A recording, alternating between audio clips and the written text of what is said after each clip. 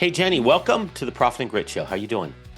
I am doing excellent today. Thank you, Tyler. Yeah, How are you I'm doing? super excited to have you, and I appreciate you taking the time to be here. Would love to learn, just to start out with, what do you do professionally? Professionally, I help contractors make sense of software, is the easiest way that I can say it. But I also have the esteemed honor of leading a team of some of the most incredible minds that I've ever had the pleasure of working with. And that, of course, is our team of consultants that really do the work in helping contractors understand their software. Yeah, it's such an important topic, especially, I mean, it always is an important topic, but right now I think with the evolution at the pace of AI and all these different automations and things, it's just an amazing time period. And a resource like you, I'm sure, is having a lot of fun with this. It is, yeah, it is. It was certainly a gap that we identified in the market as we saw the emergence of cloud-based field services management technology entering the space. And I think having been in the industry as long as I have, I've seen several waves of technology come through, and it's always met with a bit of skepticism or even hesitation as to, do I really need this? That was sort of the antiquated way of thinking. But what's really neat is over the past few years, we've seen a complete mind shift in contractors and owner operators. And it's not necessarily the resistance or the hesitation to technology that we used to see. It is now, I want all of the tech that my business can handle. And I want it all at once. So, as quickly as these solutions are entering the market, we see our contractors getting very excited about them and buying them up. Yeah, that's so cool. It's fun to see the change. I mean, it's fun to see this evolution of efficiency and thinking bigger in terms of how we can serve people. That's right. It is. It's exciting. It's completely revolutionizing how we, not only how we run our businesses, but it revolutionizes how we take care of our team members, how we serve homeowners. So it really is changing everything that we used to know about running a contractor shop. Yeah, I love it. Before I get into the first section I want to talk with you about, I'd like to know one other thing about you. Do you have like a personal tidbit or anything you can share so we can get to know you a little? A personal tidbit. Fun fact is I am born and raised in Key West, Florida. I am Wow. a sixth generation. I think that's probably one of the coolest tidbits that people find when they meet me. And my favorite tidbit is that I built my career in the trades. So, sort of fell into the wonderful world of HVAC not too long after I left the island, and have been in the industry ever since. That is so cool. And that takes me right where I want to start. So I believe how you started your business, Powerhouse, was someone said to you, "Hey, it seems like you know so much about Service Titan. Can you help me get it going?" Can you kind of give me that story? I know I'm leaving out details and probably glossing over too much. So just give me the story behind it. Yeah, well, I'd love to take a few steps back to sort of Sure. set the stage for how I had that conversation. And you're exactly right. That really was the catalyst for founding Powerhouse, was a conversation I had with a contractor. But as mentioned, I've been in the trades for quite some time. Started on the marketing side, serving contractors with more traditional marketing services. And what I mean by traditional is this was before internet marketing was a thing. So we were still placing ads in the phone book and direct mail and billboards and all those traditional modalities for marketing. And so I had the pleasure of calling on contractors and really getting to know their businesses and taking more of a strategic focus to planning a marketing calendar.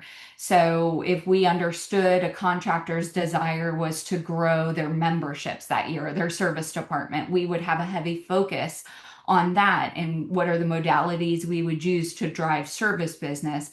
Or are we looking for more AOR sales? And so we'd focus marketing efforts there. But what it came down to was really a numbers game. We had to know and trust the data. And I know you can appreciate this being on the You host. see me You're like writing. numbers. That's is hit my target. And so what it came down to was really making sure that we understood the data, not just that we were planning some fancy creative. A little secret is I'm actually not a creative marketer. I'm a very much a data-driven Wow. marketer where I understood the power of aligning business goals with efforts and outputs. And if we could do that, that's where we start to see measurable growth in each department. And so, again, when I started with contractors, most were on pen and paper. A large majority were on pen and paper. And as we started to migrate to these cloud-based systems, of course, Service Titan entering the market in 2013, 2014 timeframe, that really started to revolutionize how we manage customer records and how we managed our data. It gave us more access to reporting, more insights into what was happening once a lead came through. Where did it go? How did it convert? What campaigns could we attribute it to? And so it opened up a whole new world of possibilities as far as strategic marketing is concerned. So I ran that part of the business for several years. I was a fractional CMO for several contractors across the country, and just like I always had, we relied very heavily on data. But what we found was we could seldom trust the data coming from these platforms. And it was our job to figure out why. Why could I not pull a report on active members? Why could I not trust that number or marketing campaign status? And that's where we started to peel back the layers of the onion. So, in order for me to get accurate data on this report, I have to take several steps back to determine what is the workflow. Is it set and certain? Is it being followed by every individual who owns that process? And that was what ensured we had good data hygiene. So, after having that level of insight, alongside this, one of my contractors had also lost their internal Service Titan super user. So that's a term your listeners are probably very familiar with. This is the individual at a contractor's organization who owns the knowledge. This is usually an office manager, maybe, or lead CSR. And this is the individual who implemented the software and who has sort of stood up to take ownership. What my contractor found was this was a very risky position to have one person internally owning all of the knowledge on a platform that virtually ran his business. Right. And much to his concern, this individual left his company, and he was stuck in a position of, do I rehire for that role, which of course is very risky, or could I just outsource it to you? He said, at this point, you know a lot about the software. I don't need a full-time individual. Can we set this up in a fractional manner, the way that we do your marketing services? And that was where the light bulb went off. And my partner, Pam, and I sat down and really started to think about the opportunity. And what we recognized as a gap in the market was no one was advocating for contractors when it came to software. So there's all of these incredible tools that are promising efficiency and greater profits and everything that comes along with technology. But there wasn't a service or an individual who was saying, let me implement it according to your business. Let me help you set it up, ensure that your teams are trained. Make sure you understand the reports, that you're staying up on top of changes. And so it was that contractor advocacy that really excited us and led us to officially forming Powerhouse. Once we launched Powerhouse, we very quickly became partnered with Service Titan. We're still partners with them today. And then we began to partner with some of the best practices groups that represent the industry, just really taking that educational approach to implementing and optimizing software. And I know we're talking about Service Titan a lot, but there's other field service management tool software that you also support or will provide guidance on. Is that correct? That's right. That's right. So there are several layers of software now, and I'm sure we'll get into that as we continue talking today. But when we founded Powerhouse, we focused primarily on what we call the foundational layer of technology in a contractor's business, and that is your field service management software. Got it. The two platforms that we are partnered with on the residential side are Service Titan and Field Edge. Of course, there's a whole host of other options out there. Depending on your shop or your stage in business, you may prefer one over the other. For the level of consultation that we do, we are officially partnered with Service Titan and Field Edge. And so that's really the foundational layer, the operational software, and then of course you have your financial software. That's your foundation. Yep. The second layer is now the entire ecosystem of tools that have entered our industry. And these are the third party tools that integrate into your foundation, Right. whether it's to provide enhanced reporting and visibility, enhanced marketing capabilities. The options are endless. Yeah. And what we found over the past few years is that the emergence of all of this new tech in our industry, while it was very exciting, it was also incredibly overwhelming. Which Yeah. tools do I need? Am I even using the tools I pay for correctly before I start buying new tools? And so we saw this general sense of overwhelm, which led us to expanding our consulting services across the entire tech ecosystem. And again, taking that contractor advocacy from just making sense of their foundational software, their FSMs, and ensuring that they had a streamlined and intentionally built tech stack that covered the entire business. Yeah, good stuff.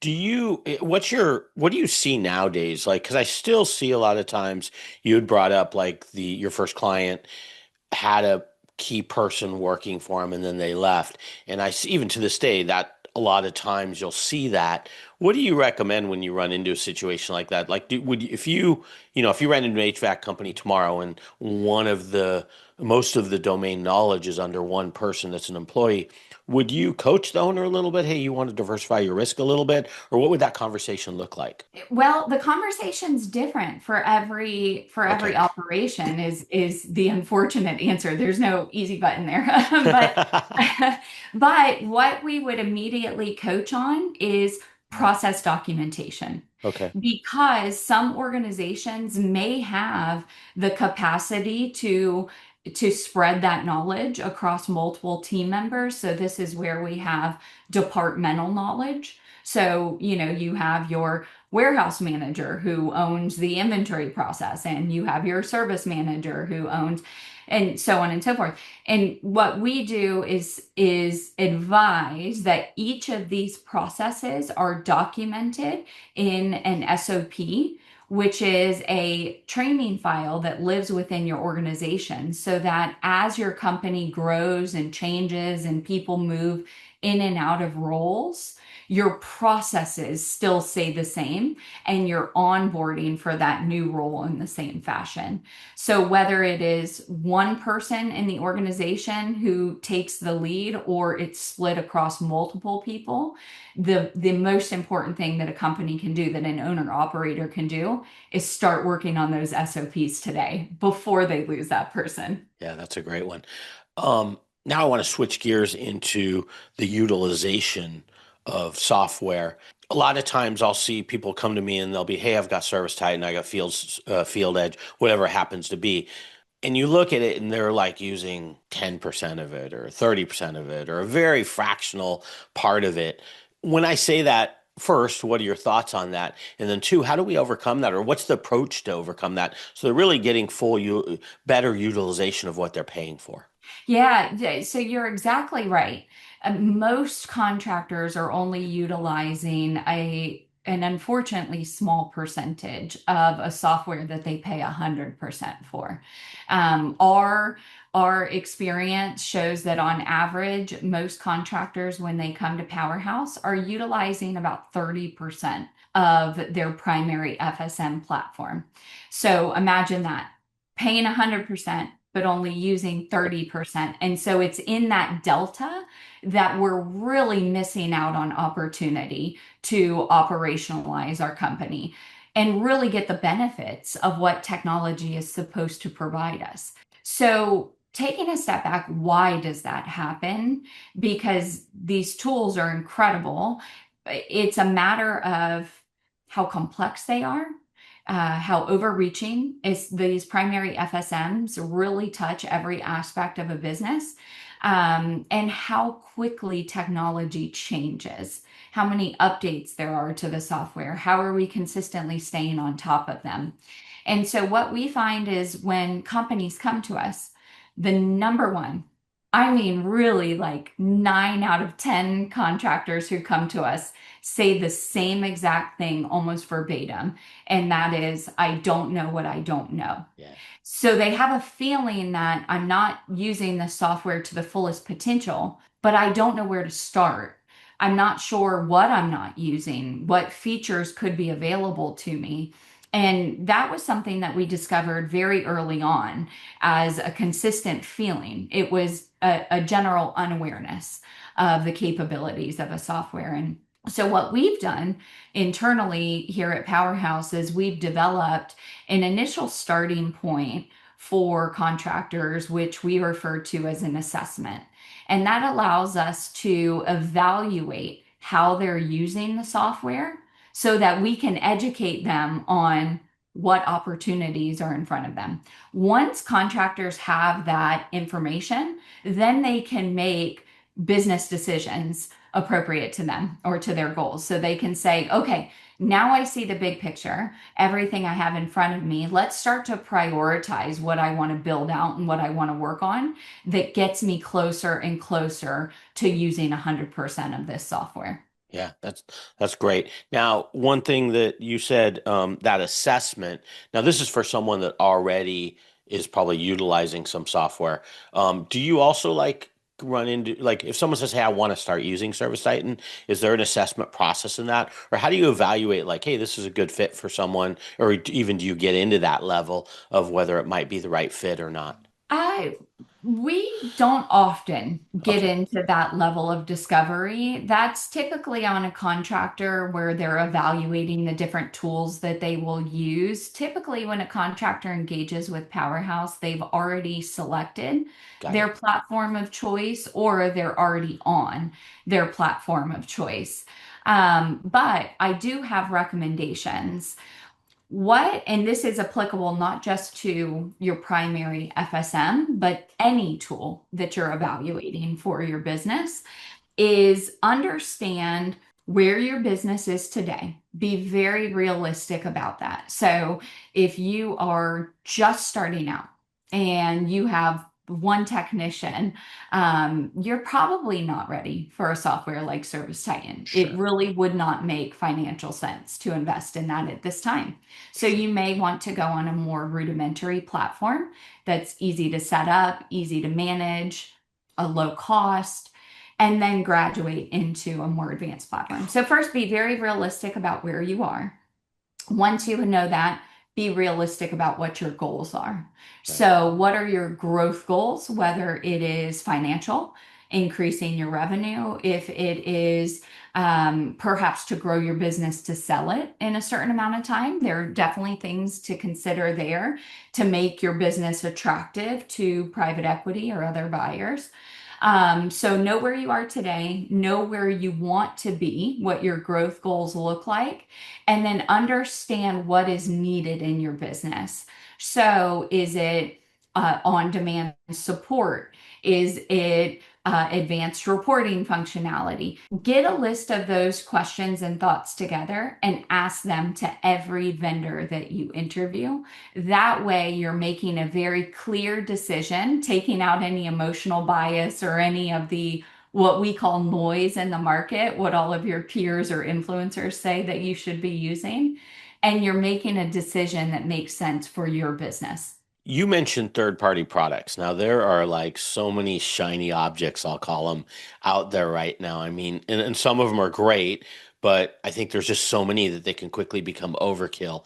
How do you, within your own client base, how do you kind of contain your contractors in terms of, yeah, this makes sense versus, yeah, this is a shiny object? And not, I don't want to name anything because I'm not really picking on anyone, but it can quickly get out of hand. Like you can have a Service Titan Pro version, and then you're also getting a third party version, and there's some overlap. Does that make sense? I'm asking a lot of different things, and hopefully you can synthesize that. I think I can. I think I can because this is a problem that we started to see a few years ago with the emergence of these tools. And I will say, as a preface to this response, that there are some awesome tools on the Yeah, yeah. market that really make tremendous impacts on a contractor's operations, conversion rates, margins. So this is not a say no to technology. On the contrary, technology is good when it is implemented intentionally into a business. And so what we see is right now, it's sort of this shiny object syndrome. I was joking with my partner about this yesterday. She's sort of coined that term, and we call it the SOS, the shiny object syndrome. But because technology is fun and it's exciting, and we're in an age where there's more information than ever before, coming from peer groups, from user groups, from best practices groups. Contractors are getting this information everywhere they turn around. The next greatest product, how it revolutionized this guy's business. Well, I want it to do the same for mine. And so tech seems so easy, right? So when we say, I purchase this tool, I'm going to implement it, and voila, it's going to change my business. And so aspirationally, that's what we think when we think of tech is easy, streamline, automation, increased profit. But the reality that we're seeing, because all of these tools are being adopted without a plan or ill implementations or low adoption internally, we see the exact opposite effect happening. So instead of creating all these efficiencies, we see the tools leading to loss in productivity, leading to underutilization, duplicative tools, which of course is a lot of waste, financial waste. And so when you really think about what's happening, technology has very quickly become a profit killer in our industry. And so we wanted to get ahead of this. So again, going back to our original goal, our passion truly is advocating for contractors when it comes to technology. And what that means is we now have to bring a completely new school of thought into a contractor's business, which is treating technology like any other business plan that you would implement into your organization. So let's use marketing as an example because, well, that's my background. But so most companies, when we talk about marketing, they understand the importance of Sure. marketing. They know that at the end of a year, at the beginning of the year, somewhere around that time, I'm going to build out a marketing plan. And that marketing plan is what's going to help me get to the growth goal that I want to see. And it's very intentional where they have a specific budget allocated to marketing. They have different partners that they work with for marketing. So, your digital marketing partner and your print partner, and so on and so forth. So, it's a very intentional business plan made for the company to achieve their growth goals. We have built the same thought process for our contractors with technology. We assert that technology, your software, should have the same intentional plan because technology today is a lever for growth in your business.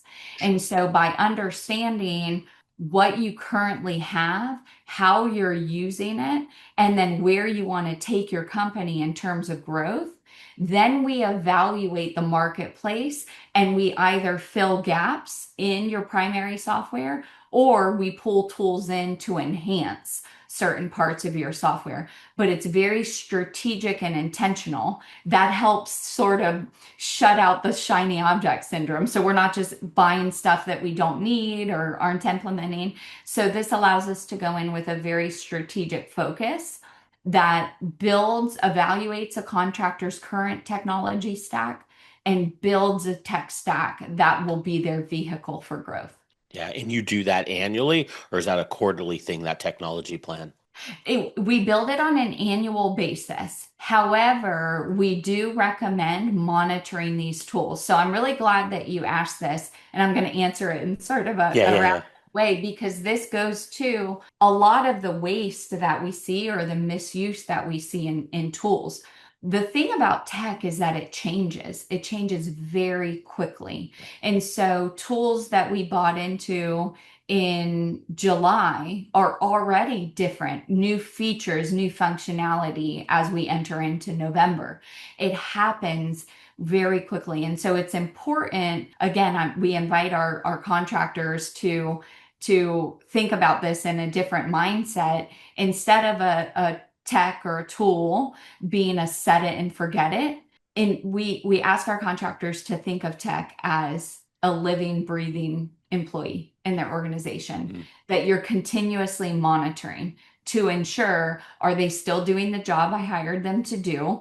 Do I need to institute any new training, any new features? So if you think about it that way, you're continuously doing checks on your tools, but you're not doing any major overhauls until the annual review. Yeah.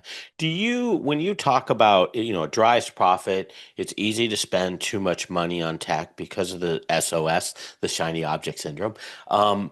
Is there like a typical, like when you walk into a client that's maybe somewhere between 4 to 10 million a year, is there like, hey, they're throwing an extra 10% into technology that probably isn't getting them return? Is there any kind of baseline metric, I may be asking too much here, that you often see in terms of quote unquote waste? In terms of waste, yes, we find that the average contractor loses about 25%, which is Wow. tremendous. Wow. So if you think about where that waste is coming from, I've mentioned a few of those earlier, Yeah. but we see waste in underutilization of tools. So think about this. Everything is a subscription basis right now. And most tools are on a per technician count, whether it's your FSM, we all pay per technician on Service Tie-in or Field Edge. So whether it's your primary FSM or if it's, I don't know, let's say an AI tool, these are all the rage right now. So there's some great tools out there that do um, uh, AI sales call coaching. So they'll go on your technician ride-alongs. All of these models, these business models are set up on a subscription basis per technician. When a technician leaves the company, you would not believe how many times their license is not transferred to the next technician that comes on. Rather, another license is purchased. And we see time and time again contractors with vacant licenses that they're just continuing to pay for and they don't even realize it. So that is one large example. Others are duplicative tools. So we see a lot of tools, pardon me, functionality that a primary FSM is providing, but then we're buying into a third party tool because I don't know, maybe their buddy told them it was great, or they had some wonderful sales representatives. And so they bought into this tool, going back to the I don't know what I don't know. They bought into a tool, not realizing they're already paying for it, but it's not being utilized. So we see a lot of wasted spend attributed to situations like that, and it's really egregious. And again, I sort of bring it back to that subscription model. It's very difficult to stay on top of all of these subscriptions, which goes back to validating the importance of a plan. Yeah. Yeah. Now, as a part of planning, it's also understanding your budget. for technology. And so this is another new concept that we've been introducing not only to our clients, but really hoping to educate the industry on is the same way you have forecasting, and again, I'm speaking your language, Tyler. The same way that you have forecasting for other initiatives in your business, whether it's, what's my sales quota to bring on a new technician, or what is my marketing budget? These are all levers that help you reach your growth goals. Have a budget, an intentional budget dedicated toward technology that correlates with your growth goal.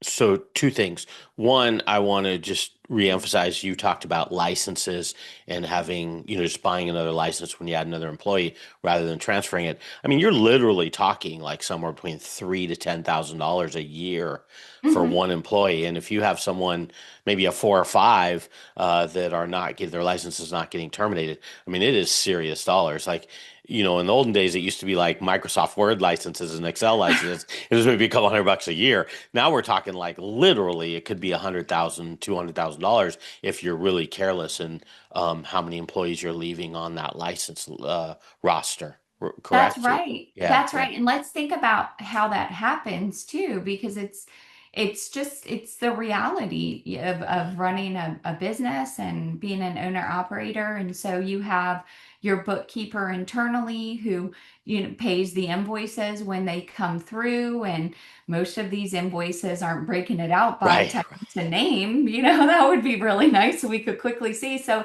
it's a normal cost. They see it and this is what they're used to paying. So the bills just get paid. And that's where it really becomes a systemic issue. Nobody realizes it until you do an audit, for example, or bring us on board and we run an audit across your tech stack and we can bring that to your attention. Or have a process, to your point, that says, hey, when someone terms, these are the steps that we take when That's they right. term. And one of them would be checking licenses or terminating licenses. That's great. Exactly. That's gold. Now my second part question, you brought into budget, which is the next thing I want to talk about, tech budget. What do you generally see like, or how do you allocate, let's say $5, $10 million business, what should they be allocating in terms of budget for a tech budget? So again, we call this a rule of thumb, Sure. and we've done a tremendous amount of research and application onto this to come to this figure. So going back to our marketing example, I keep doing that because all contractors are comfortable with marketing, right? This is Yeah. something that has been ingrained in us. How do we plan for our marketing budget? It's a rule of thumb. It's a certain percentage in relation to your growth goal. So 5, 7, 9, 12% is that rule of thumb, depending on where you are in your level of aggression toward growth. So you spend more, the more quickly you want to grow. Same concept with software. The spend is a bit lower. We Okay. find the percentage is between 1 to 3% Okay. of your annual growth goal. So just to put that to numbers, $6 million company, it wouldn't be crazy somewhere between like 60,000 to 180K annual in just allocated tech budget. Am I understanding that It correctly? would not be crazy at Okay. all. And in fact, you'll find most contractors are spending in this range. Okay. The reason the range is so important is this is our gauge for, are we spending appropriately in our market to achieve our goals? So if you're spending sub 1%, you probably are not using the tools that you need to meet your employees where they want to be met. So think about employee retention and company culture. That's a lot of what technology invites is streamline processes, less administrative work, right? That's less of a burden on your team. It enhances company culture. So either you're underspending and you're not taking care of your company processes internally, or you're not meeting customers where they expect to be met. Maybe you're still writing paper estimates in the field and different things like that. Or you're grossly overspending. And this is more common if we're honest for really for that 6 to $10 million shop. that you asked about, we find that they're spending more than the 3%. And that's where we're seeing a lot of that redundancy and tech waste. And so consider that your guardrail. That's your sweet spot for your business. And spending on the upper end is where you start realizing more of the benefits from technology in enhanced productivity, greater profit margins. So we like to see realistically between 2 to 3%. How do you brought up the fast changing, literally your example was July to November, which is pretty accurate. I mean, things just are changing so crazy fast. How do you kind of decide or help a client decide what should be in that 1 to 3% budget? Like, because there is that shiny tool. Like, now we've got like AI attendants, we've got agents that are helping in our sales process. How do you do that? Like, is there a way to evaluate Yes, that? it all starts with a business discovery. So Okay. the first step in our process and our tech stack evaluation, step number one is business and budget discovery. We Okay. have to know who the contractor is, where they are today, and what their growth goals are. And Okay. again, growth goals aren't only increased revenue. Growth goals can be adding a new vertical or expanding into a new market. Technology plays a role in any of those or all of those initiatives. And so going through a business discovery not only helps us understand a contractor's aspirations, but also where they're at today. So, what pain points are they experiencing today? For example, do they have extremely low call booking rates? That could be an indicator that we might want to look into leveraging an AI call center to offset or enhance their human CSRs. So we go through a business discovery, and it's through those results shows us where they're good fits for which tools. Got it. You just mentioned low booking rate, a low call booking rate. Is there a general metric in your mind like that when you define low, what that low would be? Is it dependent on business, location, anything come to mind on that? Yeah, well, I mean, it is location dependent, it is vertical dependent, so we see a lot of variance there. But anything below an 80% call booking rate is something we would really want to look into. Okay, good. Good feedback. One other thing in this budgeting area, is there any type of return metric or anything that we're saying, hey, if we budget 1 to 3%, we should expect to see this level of return? That's the $1 million question. I'm good with those. I just never have the answers. Yeah. Well, so yes, you should expect returns both on the bottom line, but again, also in other areas that we've depicted throughout our conversation today. Yeah. So some returns are quite immediate when implementing these tools. For example, when we implement marketing tools and those are set up and functioning correctly, we see an immediate return in revenue and lead generation, booked revenue. So that is a very tangible result. When we implement an AI bot for a call center, we see more immediate turns either in call conversion rates or in number of calls taken and booked because now we've expanded the capacity of the call center hours. But there are others that perhaps don't provide as immediate of a return, a tangible financial return. And this is where we look at, for example, utilizing automation.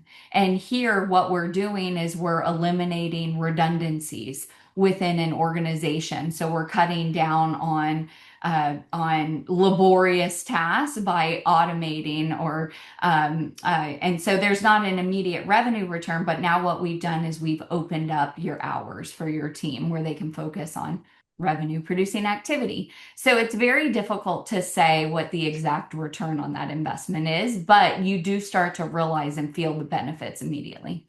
Yeah, that's good. Hey, one last area I'd love to cover.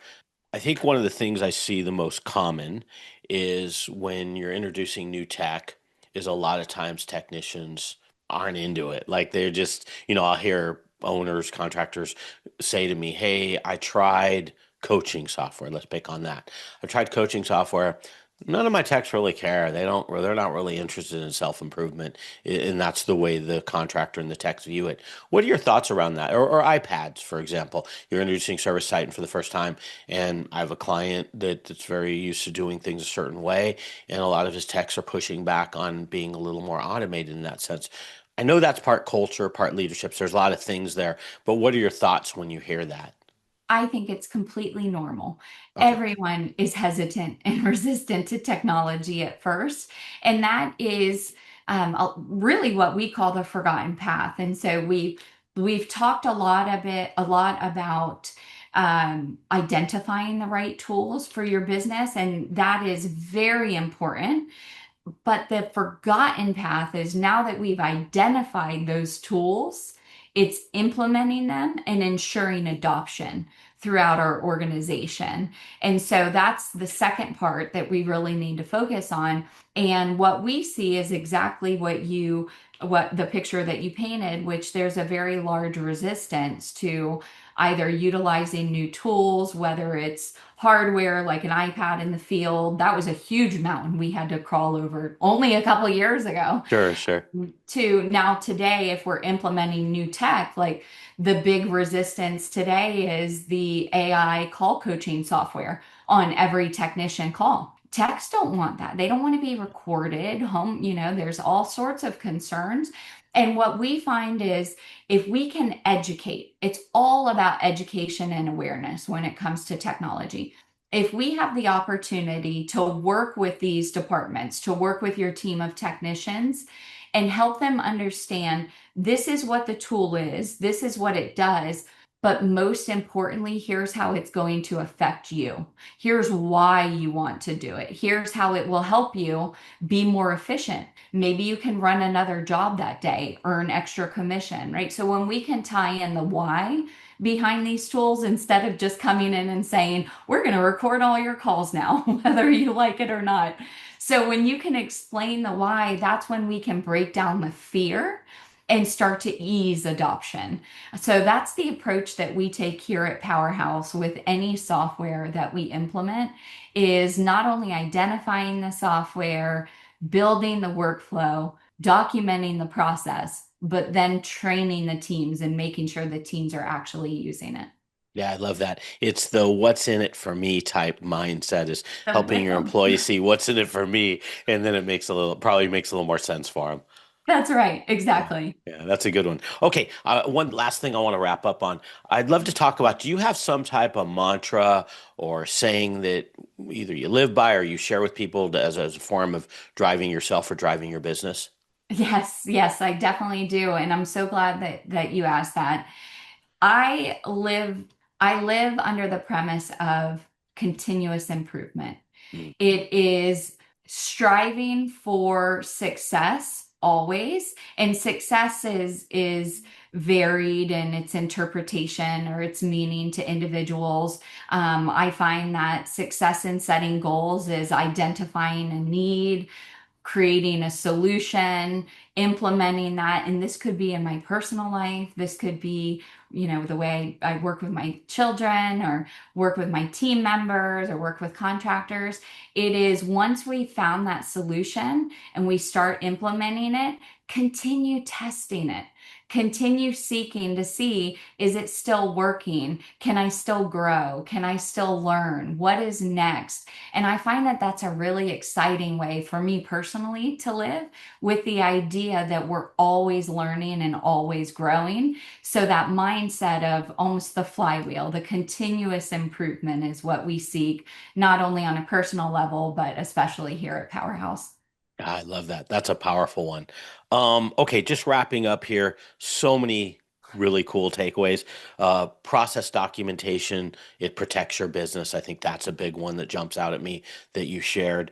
I don't know what I don't know. I know there's a ton of people out there listening that feel that way because I hear it within when people come to me for financial guidance. They're like, man, I just feel like I can't keep it in my head anymore. I just don't know what I don't know. So that's a huge one.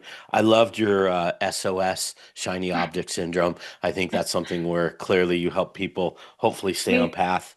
we attribute that to Pam Duffy. That's her Yeah, SOS. I love that. Hi, Pam, by the way, Pam. I saw you at Pam Pam. Just a couple more here. The annual technology plan. That's the first time I've really heard of it in a smaller business environment to be doing that. I mean, super powerful. I'm sure ton of value for the folks that do that. The 1 to 3% tech budget. It's a great metric to kind of just be aware of. One thing I think I got out of this is just be more focused around because I do that in a lot of other areas. Be more sensitive on the tech budget of what we're investing. And then I guess the last one that I got out of this is really giving your techs the why behind the tech adoption. What's the reason what's in it for them, I guess is the way I'd say it. Anything I left out or anything that you want to add to that lengthy list of bombs you gave us? That was a great summary. Yeah, that's awesome. Okay, your websites, mypowerhouse.group is your main company site, mypowerhouse.group. Yes. I'll put your LinkedIn personal link in the show notes. If people wanted to reach out to you, is LinkedIn the best way, or is there where would you like Yeah, them to go? yeah, would love to hear from anyone over LinkedIn. You'll also see several touch points to contact us on our website. You can either give us a call or send us an email at hello@mypowerhouse.group. We would love to hear from you and talk tech, figure out how we can take this burden off of owner operators and make sense of their software. Well, thanks, Jenny. I love what you guys are doing. It's so cool that you were kind of on the cutting edge of being able to support contractors in this space. Thanks for sharing all your knowledge. Thank you so much for having me, Tyler. This has been great. Welcome to Profit and Grit.